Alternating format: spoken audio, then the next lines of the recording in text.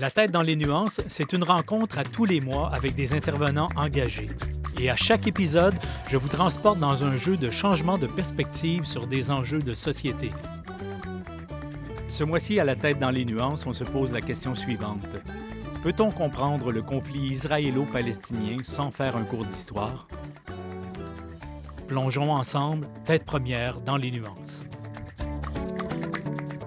Madame, Monsieur, bienvenue. Que vous ayez choisi de nous rejoindre par le biais de la station Nous TV, que vous nous écoutiez en balado ou que vous ayez fait le déplacement pour être présent avec nous au Salon du Livre, bienvenue à cette autre émission de La tête dans les nuances. Et probablement que le sujet que nous abordons aujourd'hui fait en sorte que l'émission n'aura jamais aussi bien porté son nom, puisque le sujet est délicat. Nous allons nous attarder à tenter de comprendre le conflit israélo-palestinien. Alors, évidemment, comme à toutes les fois, la tête dans les nuances n'a pas pour mission de vous dire quoi penser, mais de vous offrir des clés d'analyse qui peut-être vont permettre votre propre cheminement.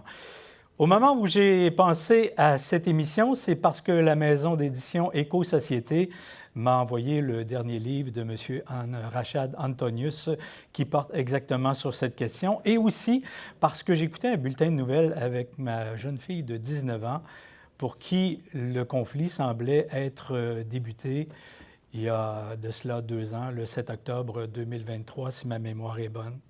Et là, les multiples questions sont apparues dans ma tête, beaucoup plus de questions que de réponses d'ailleurs, et je me disais, à l'heure où on perçoit le monde par l'image et où on ne retient trop souvent que la dernière, est-il encore possible de comprendre un conflit qui dure depuis plus de 100 ans?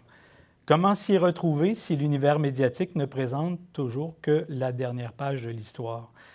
Notre indignation s'efface-t-elle avec le temps? Peut-on comprendre le conflit sans en connaître le vocabulaire? Qu'on parle de sionisme, de Darfour, du Hamas, de Oslo, de l'Intifada et combien d'autres termes? L'ampleur de la problématique nous décourage-t-elle face à un conflit qui nous apparaît souvent sans solution? Si les gouvernements peinent à prendre position dans le conflit, comment espérer que le citoyen s'y retrouve? Bref, vous voyez, les questions sont multiples, pratiquement sans fin. Alors, heureusement, je suis entouré de gens qui vont nous permettre un éclairage important basé sur leur expertise respective. Alors, permettez que je vous les présente à l'instant. J'ai le plaisir de recevoir d'abord Mme Agnès Grouda. Bonjour. Bonjour. Merci d'avoir accepté l'invitation. On la connaît, Mme Grouda, c'est 40 ans de journalisme, dont 35 ans à la presse, tantôt à titre de reporter, d'éditorialiste ou de chroniqueur international. Elle est également auteure. Voilà pourquoi elle se retrouve au Salon du Livre de Trois-Rivières et on aura la chance de parler de son dernier roman dans le tête-à-tête que nous ferons tout à l'heure. On reçoit, je le disais bien sûr, M. Rachad Antonius, qui est professeur titulaire retraité du département de sociologie de l'UQAM, maîtrise en mathématiques de l'Université du Manitoba, auteur de plusieurs livres, dont le tout dernier dont je fais parler, La conquête de la Palestine, de Balfour à Gaza, une guerre de 100 ans. Merci d'être avec nous, monsieur. Et finalement, pour compléter le trio, Jean-Michel Landry. Bonjour, Monsieur Landry. Bonjour. Content de vous accueillir. Professeur agréé au département d'anthropologie et de sociologie de l'Université de Carleton, chercheur affilié à l'Institut français du Proche-Orient et chercheur postdoctoral à l'Université McGill. Ce ne sont là, évidemment, que quelques traits du curriculum de chacun de mes invités, puisqu'on voulait conserver du temps pour la discussion. Alors, allons-y dès maintenant, et je commence avec vous, M. Antonius, puisque l'idée même de cette émission vient de votre dernier livre dont je parlais à l'instant. Et je me disais, si j'avais à faire un vox pop auprès de la population et que je demandais quand est-ce que ça commence, le conflit, j'aurais probablement une multitude de dates ou un immense silence radio. Et je me disais, est-ce que le regard du sociologue que vous êtes, c'est l'angle que vous avez choisi de prendre pour essayer de tracer le portrait de ce conflit et de donner à travers votre volume une lecture éclairée, juste, la plus objective possible. En tout cas, les références en font foi. On parle davantage de faits que d'opinions. Oui, en fait, j'aurais aimé être historien plutôt que sociologue pour ça, parce que ce qui m'a poussé à écrire ce livre, qui était en préparation depuis une trentaine d'années. Enfin, ce n'est pas le livre lui-même, mais ça fait 30 ans que j'écris là-dessus. Et après le 7 octobre, j'étais tout le temps irrité de voir tous les bulletins de nouvelles, à Radio-Canada, dans les grands journaux, tout commençait par « depuis l'attaque terroriste du 7 octobre ». Ma première réaction était de soumettre un article d'opinion dans un grand quotidien qui avait pour titre « L'histoire n'a pas commencé le 7 octobre ». Et par la suite, j'ai dit « Bon, il faut documenter ce que je dis et le prouver ». Et donc, j'ai ramassé tout ce que j'avais écrit, j'ai reformulé le tout et je suis revenu jusqu'en 1917. Je parle aussi de l'année 1897 où le livre de Theodor Herzl, L'État des Juifs, a été écrit, mais ce n'était qu'un rêve à ce moment-là. Le projet a commencé à prendre une forme un peu plus sérieuse avec la déclaration Balfour, dans laquelle la Grande-Bretagne promettait aux Juifs européens de les aider à faire un État pour les Juifs en Palestine, et ensuite avec le mandat britannique qui transformait cette promesse en règles administratives, en mesures administratives, politiques, économiques, qui ont permis de mettre le projet en marche. Et donc mon objectif était de montrer que c'est vraiment là que ça commence, et pour comprendre ce qui se passe à Gaza, il faut revenir là, parce que le conflit avec le Hamas est très, très dur et on peut critiquer le Hamas pour 1000 choses. Mais la logique profonde du conflit, ce n'est pas le Hamas, c'est l'objectif de prendre la terre de Palestine pour en faire un État d'Israël agrandi. Et je mentionne que l'ouvrage que vous avez écrit, on a peut-être parfois une réticence en disant « Ah, c'est écrit par un universitaire, ça va être un peu hermétique ». Ce n'est pas du tout le langage que vous avez choisi de prendre. Alors, c'est vraiment très accessible au niveau de l'écriture. Les phrases sont courtes, simples, on va directement au but. C'était un choix délibéré, j'imagine? Oui, comme je l'ai dit, je ne suis pas historien. Je ne vais jamais prétendre l'être. Ce que j'ai fait, c'est un travail pédagogique qui consiste à prendre le travail des historiens et à le résumer, à le présenter de façon claire, de façon logique, de façon suivie. Et j'ai fait un autre choix stratégique, c'est celui de compter beaucoup plus sur les historiens israéliens que palestiniens. Et certaines personnes m'ont reproché ce choix-là, mais l'idée n'est pas d'évaluer ou de dévaloriser le travail des historiens palestiniens, mais de dire que même si on se contente des historiens israéliens seulement, on arrive au même portrait que je présente. Alors, ça, c'était une première vision.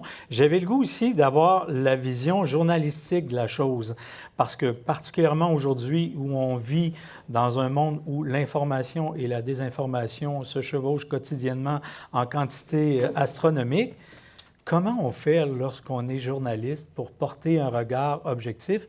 Et je sais que vous avez couvert pendant de nombreuses semaines, voire de nombreuses années, ce conflit-là. Est-ce que le travail du journaliste a changé au fil des ans avec l'obligation, par exemple, de nourrir des bulletins de nouvelles qui sont 24 heures? Est-ce qu'on a le temps de s'arrêter? Je pense que le travail des journalistes a toujours été multiple. D'un côté, il faut couvrir les nouvelles. Il faut donner les informations, c'est la base. Après, de prendre un recul, avoir des analyses, avoir des reportages terrain. Il y a toujours eu différents types de façons de travailler. Et dans ce cas précis-là, dans le cas de ce conflit-là, moi, j'ai commencé à le couvrir, si je peux dire deux mots sur ma propre expertise ou expérience, je dirais plutôt. Je ne suis pas une spécialiste, je ne suis pas une experte comme mes deux collègues ici, mais j'ai travaillé beaucoup, j'ai fait beaucoup de reportages internationaux et c'était vraiment la zone, le Proche-Orient. J'avais une fascination pour cette région-là sur de nombreuses années, donc j'y ai été plusieurs fois. J'ai peut-être été une vingtaine de fois je ne sais pas, 25 ans, soit en Israël et Palestine.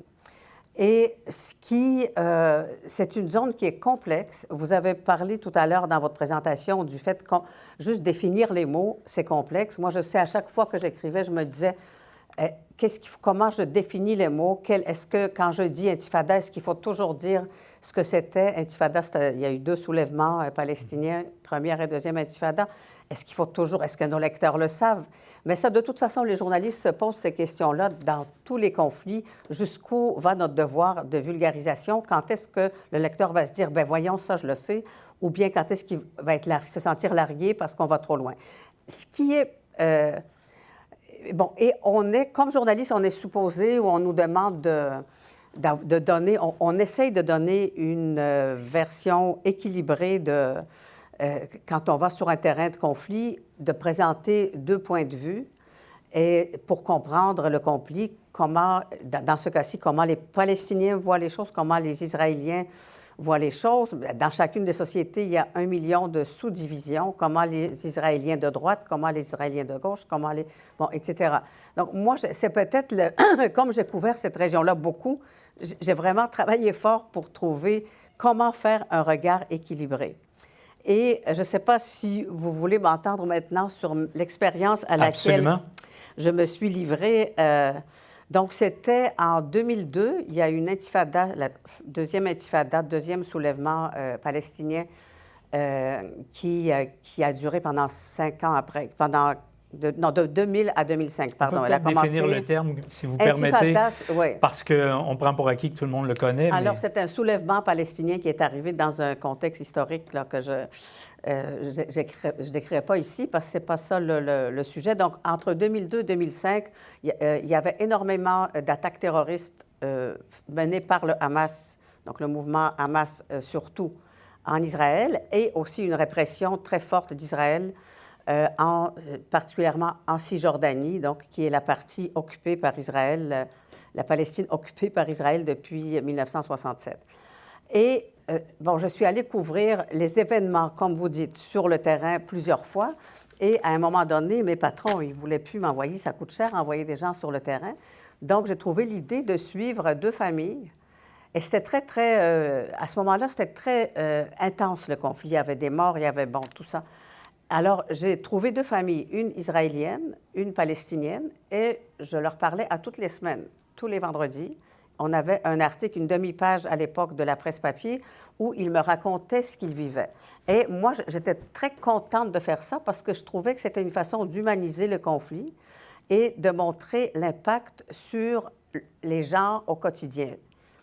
Et j'avais même nourri, moi, j'étais une grande naïve, peut-être, je me disais un jour, ils vont se rencontrer, ces 2 familles-là, puis on va faire un grand papier, un grand article, ça va être super le fun et tout. Mais je vous raconte ça parce que moi, ça m'a permis, à un moment donné, de me forger ma propre vision de ce conflit-là. C'est que, oui, c'était bien, je pouvais illustrer comment la famille israélienne vivait dans la terreur constante des attentats, comment, dès que les sirènes de police retentissaient, immédiatement, on se jetait sur les téléphones, où est ma fille, où est mon fils, comment les enfants, adolescents avaient tous perdu un ami parce qu'il était à la discothèque où a eu lieu tel attentat. Mais entre les attentats, la vie continuait à peu près normalement, à peu près, sauf tout le monde était un peu nerveux. Du côté palestinien, il n'y avait plus de vie normale. Donc, j'étais dans une situation parce qu'il n'y avait plus de magasins ouverts, il y avait plus, les écoles étaient fermées, les gens ils se terraient chez eux, leur maison, même dans une ville comme Ramallah, qui est une grande ville à 20 minutes d'auto de Jérusalem, il y avait des tanks partout, il y avait plus de vie normale. Donc, les enfants étaient terrorisés, ils recommençaient à faire pipi au lit. C'était des choses comme ça qu'on me racontait. Les adultes ne pouvaient pas aller travailler, ils ne pouvaient pas sortir de chez eux, il y avait des checkpoints et des barrages et tout. Et ça a duré peut-être 1 an, cette expérience-là. Et à un moment donné, puis pour moi, ça a été vraiment formateur. À un moment donné, j'ai parlé aux 2, j'ai dit, est-ce que vous aimeriez rencontrer l'autre famille? Puis les 2 m'ont dit, pas vraiment. Parce que qu'est-ce qu'on va se dire exactement? Et bon, là où je veux en venir, c'est que je me suis rendu compte qu'il faut chercher le ressenti de chaque côté, parce que c'est ça le travail des journalistes. Et si on ne va pas le chercher, on ne comprendra pas les conflits. Mais il faut aussi dire à un moment donné qu'au-delà du ressenti, il y a des faits et il y a une réalité. Et la réalité était que ce conflit est profondément asymétrique et qu'il y a ici, on est en présence de 2 peuples. Un peuple domine l'autre peuple. Et d'ailleurs, moi, j'avais envie un peu de sortir de l'histoire, parce que c'est super important, l'histoire. Mais des fois, les gens, ça leur fait peur parce qu'il y a tellement d'informations à assimiler.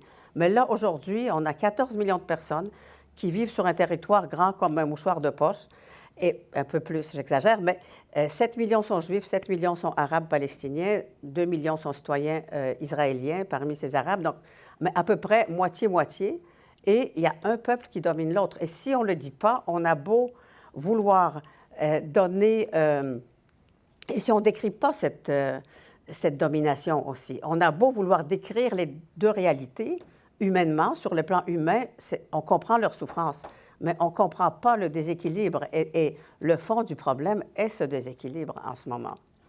Et l'impossibilité ou le non-désir pour chacune des familles de rencontrer l'autre venait du fait qu'on connaissait déjà le discours de l'autre famille, on n'avait pas le goût de l'entendre? Absolument. Je veux dire, la famille, en plus, les deux familles, enfin, donc, je ne vous rentre pas dans les détails, mais la famille israélienne, elle avait beaucoup d'empathie pour le Palestinien, mais elle ne voulait pas entendre ça.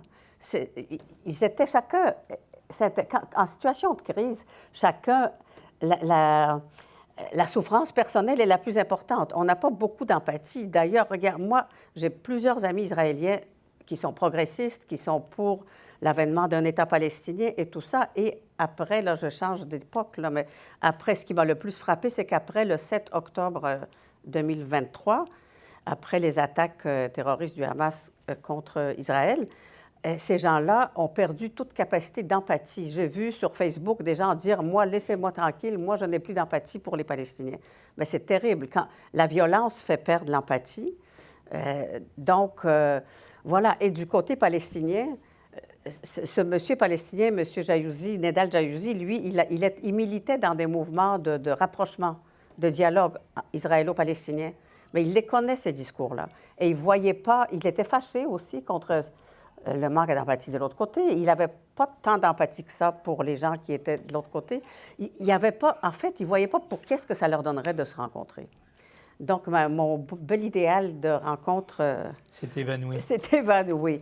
Écoutez, juste une dernière chose, parce que j'ai peur de prendre trop de place. Moi, il y a une phrase pour moi qui résume et qui va aussi dans la simplicité.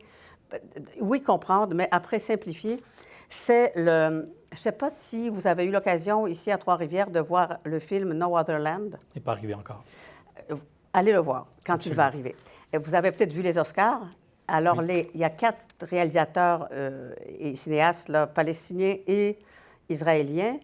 Et ils ont reçu le prix du meilleur documentaire. C'est vraiment très, très fort et très désespérant comme film. Mais un des réalisateurs israéliens, qui est aussi protagoniste du film, a dit, en recevant l'Oscar, une phrase qui, pour moi, vraiment résume tout.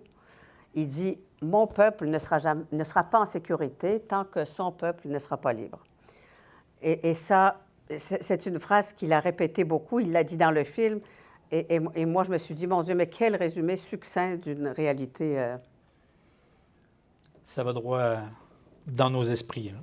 Je pense qu'effectivement... On peut référer à ça après, quand l'histoire s'emballe, quand il y a des... C'est comme une vérité, c'est ça. Monsieur Landry, qu'est-ce qui intéresse l'anthropologue dans un conflit comme celui-là? Est-ce que c'est parce qu'il a un caractère vraiment particulier ou bien c'est une démonstration à plus grande échelle d'un phénomène qu'on voit un peu partout, voire même chez nous? Oui, chez nous, parce que les anthropologues se sont intéressés au colonialisme. Il y a une dimension coloniale à ce conflit-là.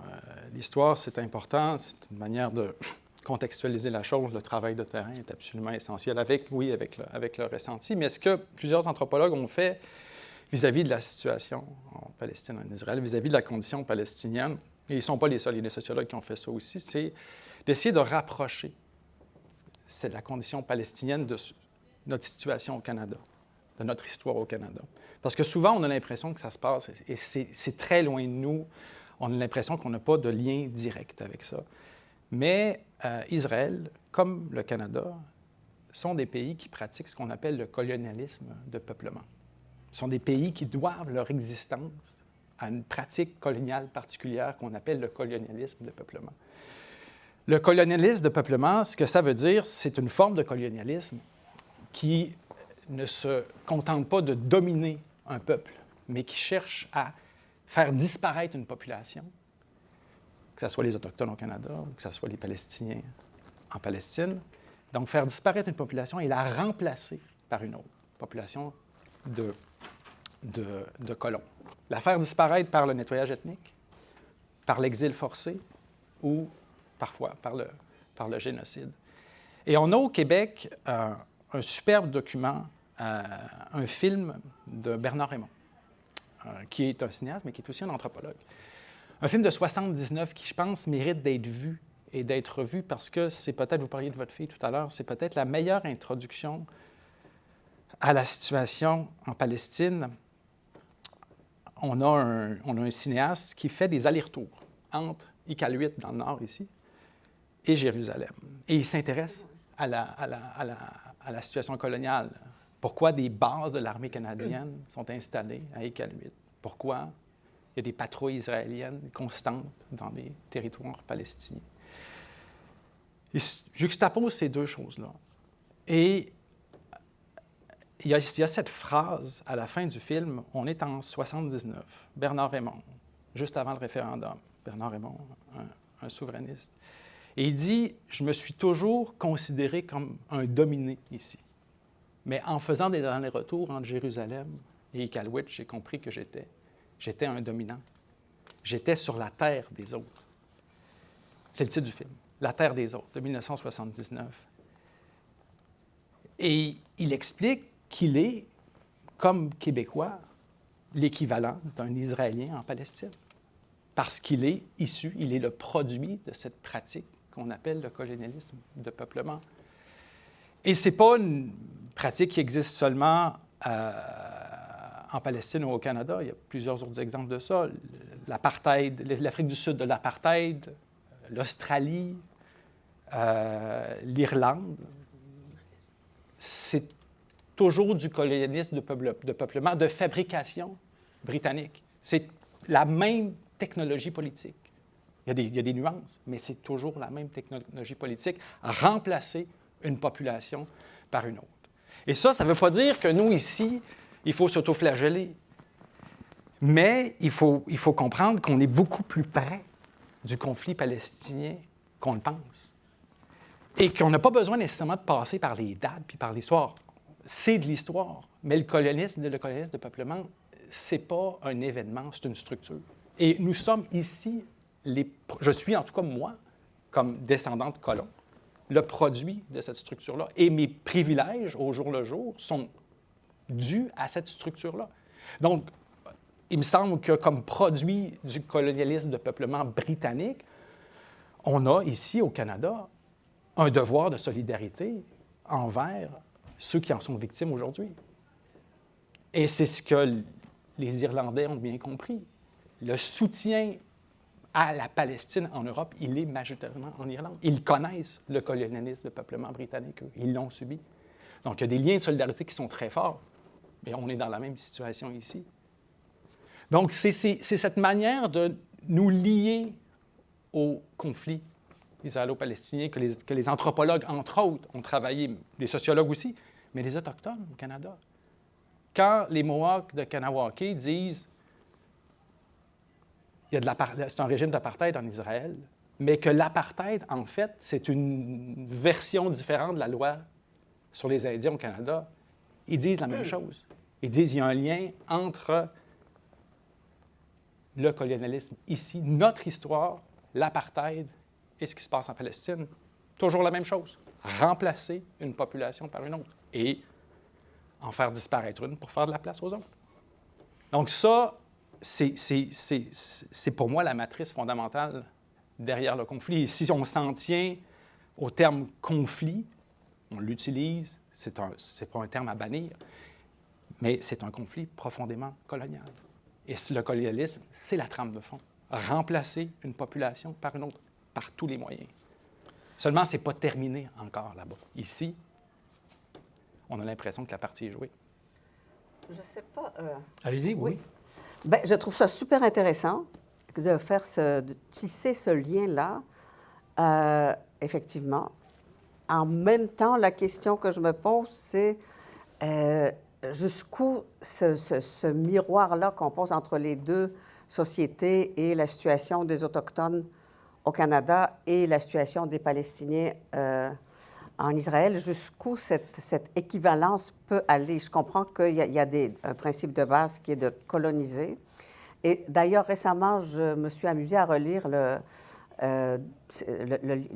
petit fascicule, en fait, de Théodore Herzl sur de l'État juif.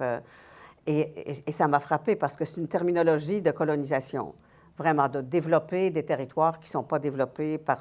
Ça m'a frappé, mais en même temps, il y a quand même eu, dans ce cas-ci, dans le cas, je fais vraiment, je dis ce qui me vient à l'esprit, mais parce que je vois des différences, mais il y a eu plusieurs.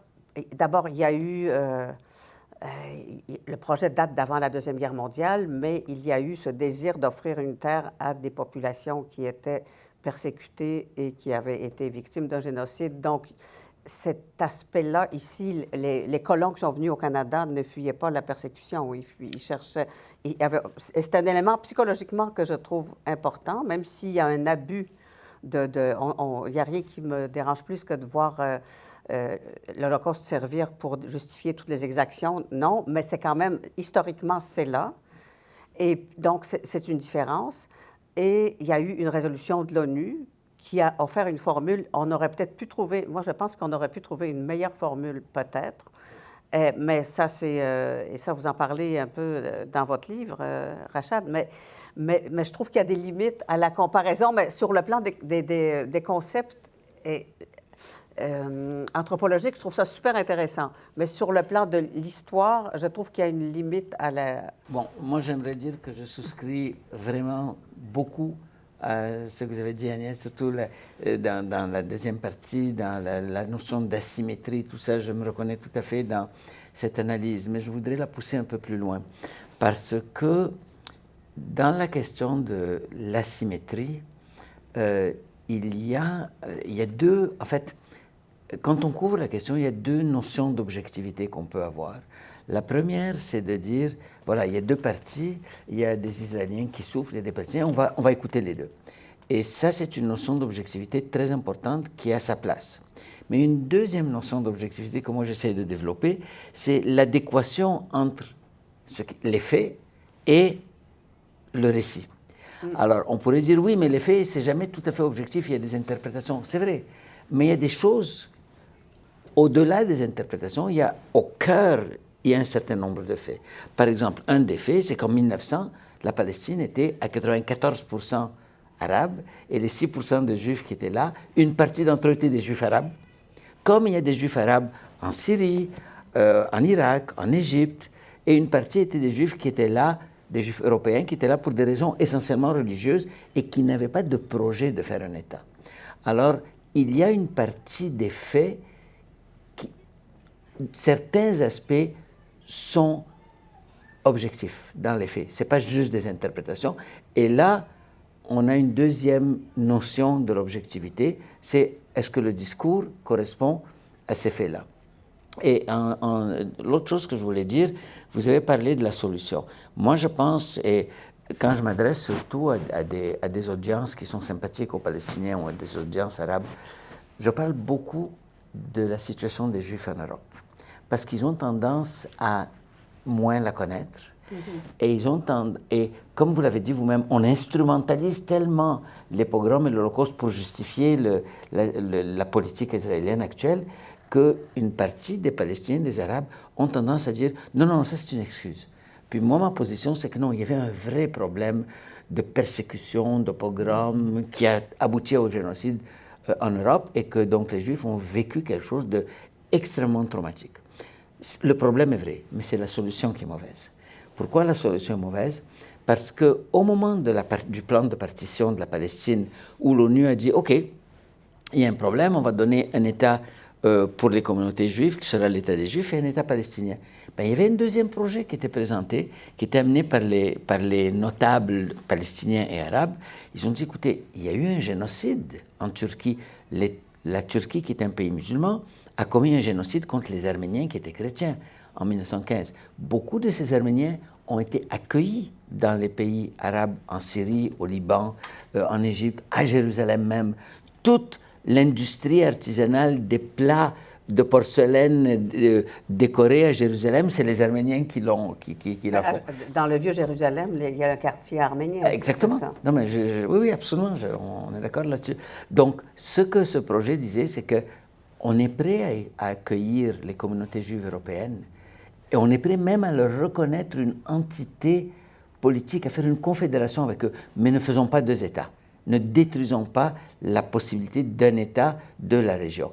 Et ce projet-là n'a jamais été amené à l'Assemblée générale. Pourquoi? Parce qu'un juge canadien, le juge Rand, le père de la formule Rand, qui est favorable aux syndicats, a tordu le bras des pays membres du comité préparatoire pour que cette solution-là ne soit pas présentée. Parce que lui, il avait une vision complètement sioniste des choses.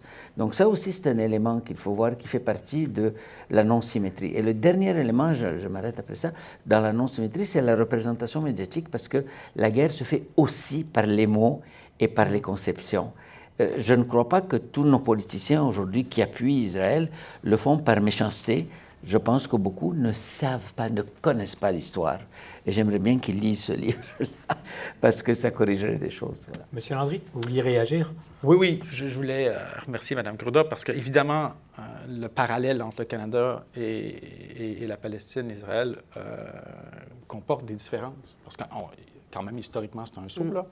Mais si l'objectif est d'initier un public canadien à cette situation-là, ce parallèle-là me semble important parce que, comme je disais tout à l'heure, on est dans la même technologie politique britannique, mais évidemment, comme tout dispositif politique, ces choses-là se sont raffinées, se sont transformées dans le temps. Mais si on veut intéresser des Canadiens et des Canadiennes à ce qui se passe aujourd'hui, sans faire un cours d'histoire, sans passer par toutes les dates, il y a là une structure qui est similaire, mais qui comporte des différences importantes. On vient de faire un premier tour de table franchement intéressant qui nous aide à comprendre avec, je dirais, une bonne part d'objectivité ou d'objectivisation de la situation. Mais j'aimerais vous entendre sur la suite des choses, parce que deux questions qui me viennent en tête dans le peu de temps qui nous reste, mais le seul nom qu'on entend dans à peu près tous les bulletins de tous les médias, c'est le mot Hamas. Or, le Hamas est loin de moi l'idée de dire que ce qui est arrivé est pas grave, mais je ne veux pas excuser, mais est-ce qu'il y a moyen de comprendre au moment... Le Hamas ne fait pas partie de l'histoire du peuple palestinien depuis son début. Et au moment où le Hamas arrive, il n'est pas le Hamas qu'on nous décrit aujourd'hui. Alors, comment on en arrive à cette situation-là? Et le fait qu'on y soit arrivé à ces événements du 7 octobre sans jamais les excuser, est-ce que ça peut se comprendre? Et je reviendrai vers vous. Ouais. Ben, moi, je dirais d'abord que l'occupation de Gaza a commencé en 1967 pour une série de faits historiques qu'on ne va pas analyser ici. Elle a commencé en 1967. Le Hamas a été créé en 1987, 20 ans après l'occupation. On ne peut pas expliquer les politiques d'occupation par le Hamas. Ensuite, dans ces premiers temps, le Hamas était une extension des frères musulmans égyptiens. Donc, c'était un groupe avec des référents islamiques et une partie des autorités israéliennes ont mal lu le Hamas. Ils ont dit « Ah, voilà un groupe de gens religieux, on va les appuyer pour contrer le Fatah qui, lui, était nationaliste. Ils vont occuper les gens à prier, c'est des bigots, puis ça va nous débarrasser des revendications politiques. » Ils ne comprenaient pas l'histoire.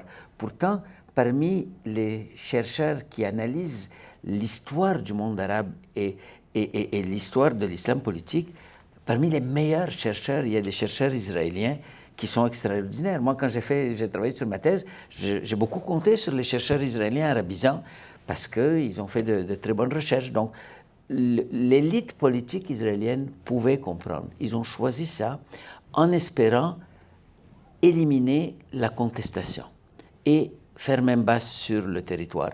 Et ce que j'essaie de montrer dans le livre, c'est que pour comprendre ce qui se passe aujourd'hui à Gaza, le Hamas est bien sûr un élément important, mais ce n'est pas l'élément le plus important, parce que l'idée de prendre le contrôle du territoire et d'expulser les Palestiniens, elle précède le Hamas, elle précède même l'OLP, elle précède l'établissement de l'État d'Israël. Elle était là dès 1922 avec le mandat britannique. Et quand on lit les hommes, surtout les hommes politiques, parce qu'il y en avait plus que des femmes, de l'époque qui travaillaient dans le mouvement sioniste pour établir l'État, ils disent clairement on ne pourra pas faire un État avec les habitants actuels. Il faudra les transférer. Le mot technique qui était utilisé, c'était le transfert. Puis à l'époque, ils étaient prêts à aider les Palestiniens financièrement.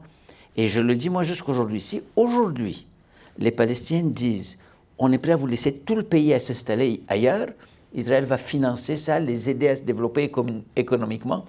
Au départ, ce n'est pas par haine des Palestiniens que les Israéliens ont fait cet État, que les sionistes ont fait l'État. C'était parce que, comme m'a dit Mme Gruda, ils fuyaient une persécution et des pogroms et ils luttaient pour leur survie. Sauf que la solution était de faire un État, mais si on voulait que l'État soit juif, il fallait nécessairement expulser la population existante parce qu'on n'aurait pas pu faire un État. Et il le disait à peu près dans ces termes. La seule différence était qu'ils n'employaient pas le mot expulser, mais ils employaient le mot transfert. Et ça, c'est bien documenté. Il y a cette phrase aussi qui était citée souvent, une terre sans peuple pour un peuple sans terre, oui. qui était en fait illusoire, qui ne correspondait pas. Moi, j'aimerais juste renchérir sur ce que vous venez de dire, Rachad, et nous ramener plus près d'aujourd'hui. Il y a encore en 2019, le gouvernement de droite nationaliste et messianique qui dirige ce pays, Israël, en ce moment, a utilisé encore assez récemment le Hamas, sans le dire ouvertement, pour diviser les Palestiniens et pour empêcher la création d'un État. Et ça, c'est clair, c'est documenté. En 2019, Benjamin Netanyahou, s'adressant à ses militants de son parti, le Likoud, a dit « Laissons affluer de l'argent au Hamas, comme ça, on ne verra jamais l'État palestinien, parce que leur but, c'est de ne pas avoir d'État palestinien, comme le but du Hamas, c'est qu'il n'y ait pas d'État israélien. » Mais cela dit, donc c'est vraiment, ils sont co-responsables de cette façon-là. Mais il y a en ce moment un gros scandale en Israël qu'ils appellent le Qatargate, oui, parce que des fonds du Qatar transitaient par Israël pour aller financer le Hamas pour des fins politiques occultes et qui ont permis au Hamas de ramasser toute la puissance d'armes et tout qu'ils ont fait. Mais en ce moment, il y a beaucoup... Les manifestations, c'est intéressant de voir aussi... Il y a deux... Si on parle de couverture médiatique, je trouve qu'on a la couverture de Gaza qui est incomplète parce qu'il n'y a aucun journaliste étranger qui a pu entrer à Gaza et parce que 200 journalistes locaux ont été tués. Donc, il manque beaucoup d'informations. Mais pendant ce temps, il se passe des choses dans la société israélienne et il se passe surtout aussi des choses en Cisjordanie où la colonisation s'est accélérée et surtout depuis l'arrivée au pouvoir de Donald Trump. Et ça, c'est un autre élément qui est super important dans ce qui se passe maintenant, c'est Donald Trump a donné un signal, le feu vert à Netanyahou de faire ce qu'il veut. Il a recommencé à bombarder Gaza et la colonisation, c'est un mot qui peut paraître abstrait, mais c'est-à-dire de plus en plus de familles palestiniennes comme celle qui est illustrée dans le film No Other Land se font chasser de chez eux, se font jeter en prison, se font voler leurs terres. Et ça se poursuit maintenant et on en parle très peu parce que l'horreur des massacres à Gaza prend toute l'attention médiatique, malgré le fait qu'on n'a pas accès à toute l'information pour les raisons que je viens de dire. Donc ça, je pense qu'il faut parler plus de ce qui se passe. Et le gouvernement qui est plus les crises, la dynamique politique israélienne, quand on la suit dans le détail, récemment, Netanyahou a limogé le chef du Shin Bet, qui est le chef du renseignement israélien, pour le remplacer par un autre, ce qui lui a permis de faire réintégrer un ministre de la Sécurité publique qui est un des pires colonisateurs. Il a distribué des armes à tous les colons, puis à tous les Israéliens. Il a fait une distribution d'armes à tous les Israéliens. Itamar Ben-Gvir, il est redevenu ministre de la Sécurité. Et cette entreprise de colonisation accélérée se poursuit en Cisjordanie. Et ça, c'est porteur de violence. Il y aura d'autres violences là-bas, c'est sûr. Si vous me permettez d'ajouter un petit mot, ce qui est le plus scandaleux dans ça, c'est l'appui que des politiciens canadiens et québécois apportent à cette entreprise. en commençant par M. Legault Comment? et Mme Derry, Pascal Derry, qui appuient tout à fait ce qui se passe là-bas, ne veulent pas qu'on parle de la vérité des Palestiniens. Au niveau du gouvernement canadien, c'est un peu plus complexe, parce qu'au niveau du gouvernement canadien, je dis ça très brièvement, sur papier, le gouvernement canadien reconnaît que les territoires sont occupés, que la 4e Convention de Genève s'applique, que les colonies de peuplement sont illégales. Et après avoir reconnu ça, il dit « mais la solution va revenir de la négociation entre les deux parties ». Or, il y a une telle asymétrie qu'il ne peut pas y avoir une négociation. Et donc, si on ne prend pas une position ferme de demander que le droit international s'applique et donc de pression sérieuse, politique et économique sur Israël, on ne pourra jamais avoir une solution. Mais ces pressions qui vont dans le sens de la solution à 2 États, on en est encore là. Par qui peuvent-elles être faites si l'ONU perd à peu près tous ses moyens depuis quelques années et n'a d'existence que la structure que l'on s'est donnée? Qui, comme communauté internationale, peut parler pour inciter ces 2 peuples à s'asseoir à la table? M. Landry? Bien là, l'exemple de l'Afrique du Sud est intéressant. Parce que ce n'est pas l'ONU, c'est la société civile qui a porté ce combat-là. Par politique de boycott, de sanctions économiques qui ont émergé de la société civile. Parce que, historiquement, les régimes coloniaux qui pratiquent la politique de peuplement, il y a 3 issues. Ou bien la victoire à peu près totale, comme en Amérique du Nord, ou bien le démantèlement de la structure coloniale. On peut penser à l'Algérie. Ou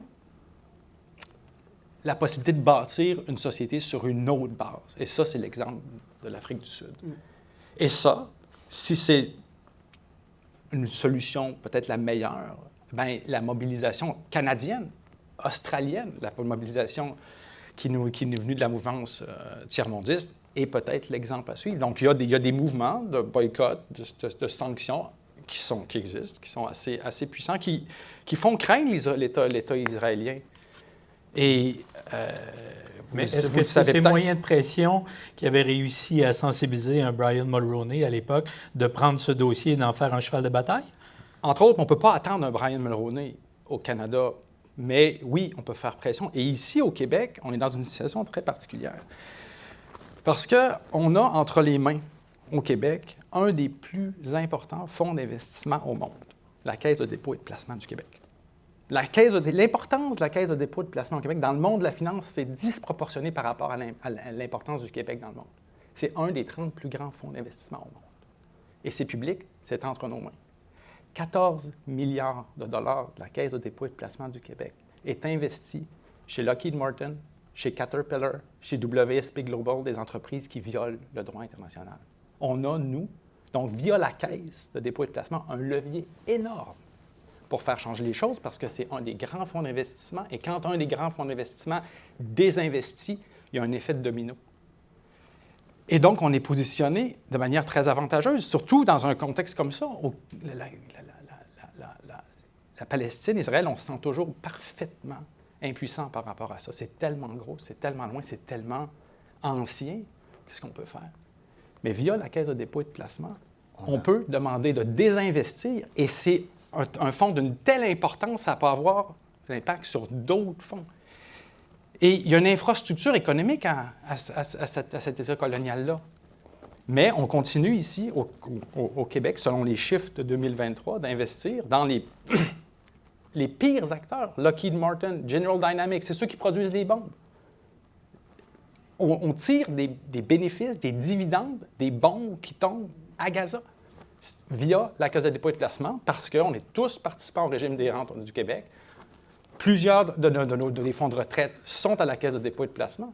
Donc, on tire des bénéfices du génocide, mais on a, puisque c'est un instrument public, la possibilité de retirer ces investissements-là. La Caisse l'a fait pour le pétrole, la Caisse l'a fait pour l'Ukraine, elle peut le faire pour la Palestine ou pour tout acte de violation des droits humains. Ça demande seulement plus de transparence de la Caisse. Oui. Vous avez dit quelque chose qui me semble très important. Qui peut forcer ces deux partenaires à s'asseoir ensemble? Ils se sont assis ensemble en 1993 aux accords d'Oslo. Et qu'est-ce qui s'est passé depuis Oslo? C'est que le contrôle israélien sur les territoires s'est intensifié. Le nombre de colons installés en Cisjordanie que le Canada reconnaît comme étant illégal a été multiplié par 5 en 7 ans. En 7 ans, sous Oslo, sous la couverture d'Oslo, Israël a pu faire 5 fois plus qu'elle a fait dans les 30 ans précédents ou dans les 25 ans précédents. Et donc, il ne suffit pas de s'asseoir. Il faut comprendre que le droit international, il y a un droit, mais il n'y a pas de police. Donc, la mise en œuvre du droit international dépend de la volonté des États. Et la volonté des États dépend des élites politiques qui les gouvernent. Et donc, on a le moyen, à travers les États, de faire pression. Mais il faut commencer par comprendre pourquoi Oslo n'a pas marché. Ce n'est pas parce qu'ils ne voulaient pas se parler, c'est parce que la façon dont Oslo a été pensé a permis à Israël d'intensifier la colonisation. Et quand les Palestiniens disaient au Canada, par exemple, « Attendez, vous êtes signataire de la Convention de Genève, faites pression sur Israël pour arrêter les colonies », les politiciens canadiens répondaient « Ne faites pas vous allez perturber le processus de paix, il y a un processus de paix, laissons-le arriver jusqu'au bout ». Mais ce que les Palestiniens voyaient, c'est que ce n'était pas un processus de paix, c'était un processus de colonisation intensive sous couvert de paix. Moi, j'ai une image qui est très vive dans mon esprit de 1993. C'est des petits-enfants à Gaza, ceux qui jetaient des pierres contre l'armée israélienne, qui mettaient des fleurs dans les canons de fusils de l'armée d'occupation. Les soldats israéliens qui étaient là avec leurs fusils, les enfants palestiniens venaient mettre des fleurs parce qu'ils croyaient à Oslo. Et ça s'est effondré parce que l'Occident n'a pas eu le courage moral et ni politique d'imposer une solution juste. Et on paye le prix aujourd'hui. Tout le monde paye le prix. Et je crois que l'Occident va payer un prix très élevé d'avoir permis ce génocide. J'ai l'impression que, très modestement, on fait quand même œuvre d'éducation par cette émission après-midi. Mais je me dis, comment on fait dans un conflit qui dure depuis tant de temps, où les générations se succèdent, pour arriver à une proposition comme celle que vous dites, où on demande à la société, à la classe civile, de faire pression sur les gouvernements pour en arriver à quelque chose, si on est constamment en train d'être obligé d'expliquer les origines du conflit et de présenter un conflit qui, de plus en plus, semble interminable et sans issue. Est-ce qu'on n'est pas... j'ai l'impression de voir le mythe de Sisyphe où on roule notre roche et elle nous redescend en plein visage chaque fois. Bien, je pense que, pour parler en bon québécois, la POC ne roule pas pour la paix, pour une solution de 2 États en ce moment, pour différentes raisons. Ça ne veut pas dire que les conflits, parfois, durent longtemps et finissent par se résoudre. Mais à l'échelle de l'histoire de l'humanité, c'est encore relativement court. Mais ce qui ne fonctionne pas en ce moment, c'est que moi, ce qui m'inquiète et me désole au plus haut point, c'est la radicalisation de l'opinion publique israélienne, entre autres causée par la désinformation. Il y a j'ai de la famille, moi, dans ce pays. J'ai reçu récemment un cousin à moi qui est qui n'est pas du tout de la droite ni rien, mais c'était un moment où il y avait des gens, il y avait le cessez-le-feu à Gaza et on voyait des foules de gens rentrer chez eux. Et on a regardé les bulletins de nouvelles ensemble à la télé, puis il dit, c'est des images que nous, on ne verra jamais. Parce que c'est des images qui évoquent un retour de réfugiés, donc les gens ont fui quelque chose. C'était très fort, ces images-là. Et il dit, jamais la télé israélienne va montrer ça. Et évidemment, les Israéliens, c'est un pays moderne, ils peuvent s'informer ailleurs, ils peuvent aller sur les réseaux sociaux, tout ça, mais il y a un hiatus entre ce qui est vu et une volonté, il y a une déshumanisation des Palestiniens qui est très forte. Il y a un gouvernement qui n'en veut pas de paix. Il ne veut pas ça. Et il ne veut pas de deuxième État. C'est là-dessus qu'il a été élu et qui a fait toute sa carrière, Netanyahou. Donc, il n'y a pas en ce moment au pouvoir en Israël quelqu'un qui... Et il n'y a pas... Même, quoique récemment, les manifestations israéliennes ont un petit peu changé. Mais en général, moi, j'ai essayé de trouver des manifestations, parce que les Israéliens manifestent beaucoup, mais ils manifestaient contre leur gouvernement pour pouvoir rapatrier ou libérer les otages. Il n'y avait pas beaucoup de slogans disant « Arrêtons de massacrer des gens à Gaza ». C'était beaucoup axé sur les otages. Et donc, récemment, ça a un petit peu changé. Les dernières manifestations étaient peut-être un petit peu plus pour « Arrêtons cette saloperie de guerre ». Du côté de Gaza, on nous a montré récemment des habitants de Gaza qui manifestaient contre le Hamas.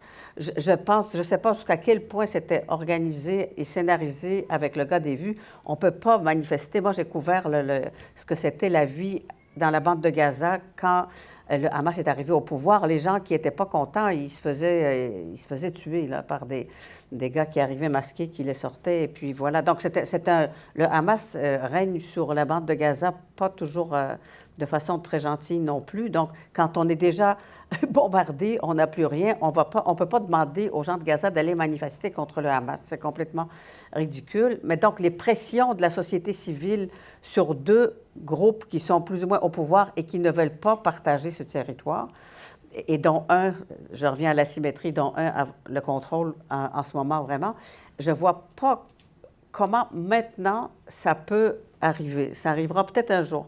Et chaque fois où je suis allée en Israël/Palestine pendant de nombreuses années, je finissais par parler, dans des moments toujours dramatiques, puis je finissais par parler avec des gens des deux côtés, des gens modérés des deux côtés, et il y avait une phrase qui revenait souvent, « On n'a pas encore assez souffert pour comprendre qu'il faut qu'on s'entende ». Il me semble que là, on commence à avoir assez souffert, mais je ne sais pas combien on peut souffrir encore. Mais je ne crois pas qu'en ce moment, peut-être en faisant pression, peut-être qu'il faut qu'il y ait des changements dans la société israélienne. Je ne sais pas, mais je ne suis pas optimiste en ce moment, malheureusement. J'aimerais bien l'être, mais je ne le suis pas. Je partage votre pessimisme. Monsieur Landry, vous avez, je pense que vous avez déjà exprimé très clairement votre position sur la façon dont on peut sortir de ce conflit-là. Une façon de tirer d'un enseignement historique, celui de la lutte contre l'apartheid, il existe d'autres façons à inventer, mais évidemment, il y a un pessimisme régnant. La présence de Trump au pouvoir aux États-Unis n'aide rien. Quoique le projet de vider Gaza, c'est un vieux projet, c'est pas nouveau, c'est pas apparu avec Trump, mais comme tout ce qui vient avec Trump, ça apparaît avec un peu de manière plus spectaculaire. Monsieur Antonius, je vous laisserai les derniers mots de cette émission, puisque dans votre livre, on présente de façon très factuelle les faits, mais quand vient le temps d'écrire l'avenir, ça, c'est plus hasardeux. Est-ce que vous avez quand même une lueur d'espoir quand vous complétez la dernière page de votre volume? À long terme, oui. À court terme, non. Pour le moment, je suis convaincu que les choses vont aller pire avant d'aller mieux. Mais je cite souvent une phrase d'un collègue à moi qui, étant conscient des crises environnementales, des autres dangers qui pèsent sur l'humanité, disait « On est en train de se battre pour des sièges sur le pont du Titanic ». Et là, je trouve cette phrase inspirante dans le sens que je vais dans le sens d'une historienne juive tunisienne, Sophie Bessis, qui vient de terminer un livre sur cette question, qui dit, comme Mme Grudal dit, comme Agnès l'a dit tantôt, il y a à peu près 14 millions de personnes qui vivent sur cette terre, moitié juifs, moitié arabes. Ils sont condamnés à vivre ensemble. Exactement. Ils devront trouver une solution. Et en ce moment, plus la violence continue, plus cette solution est difficile. Il y a une responsabilité majeure pour le gouvernement de Netanyahou. Mais comme l'a dit Gideon Levy, un journaliste israélien dans Haaretz, toute la base du conflit a été mise en place par les gouvernements travaillistes. C'est eux qui ont développé les colonies depuis Oslo, beaucoup plus que Netanyahou lui-même.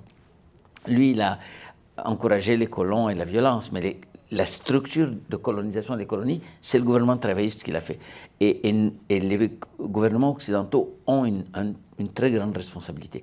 Donc, pour le moment, je suis pessimiste, je pense que ça va aller pire, mais je crois que la solution va venir éventuellement des gens eux-mêmes là-bas qui vont comprendre qu'ils sont condamnés à vivre ensemble et qui ont eu déjà des moments de collaboration partielle dans le cadre du travail et tout, mais on n'a pas le choix. Puis des fois, je regarde l'Europe, la Première Guerre mondiale, la Deuxième Guerre mondiale, ça a été horrible, mais ils s'en sont sortis. La différence avec ce conflit, c'est qu'il dure depuis bien plus longtemps, c'est plus difficile, mais ce n'est pas impossible. Moi, je garde un espoir à long terme que les humains, qu'il y ait quelque chose de rationnel chez les humains, au-delà des passions qui les aveuglent, et qu'un jour, peut-être, on trouvera la solution, mais pas immédiatement. J'ai presque en tête ce vers de Raymond Guilvesque qui dit « Mais nous serons morts, mon frère. » Ça va jusque-là? Exactement. Triste conclusion s'il en est une, mais quand même, on peut penser et espérer et souhaiter qu'à long terme, ils y arrivent et qu'on y contribue. Il me reste à vous remercier, Mme Grouda, M. Landry, M. Antonius, d'avoir accepté cette invitation pour partager sur un sujet vraiment délicat. J'apprécie énormément votre présence. Ceux qui voudraient se procurer le livre, vous êtes au Salon du Livre pour aujourd'hui ou quelques jours? Aujourd'hui et demain. Aujourd'hui et demain. Alors, c'est le moment d'aller le rencontrer chez Éco-Société, c'est bien ça. Et puis, je remercie également Anne-Sophie Batalon, la recherchiste, la Gazette de la Mauricie et la station Nous TV qui présente et qui produisent cette émission.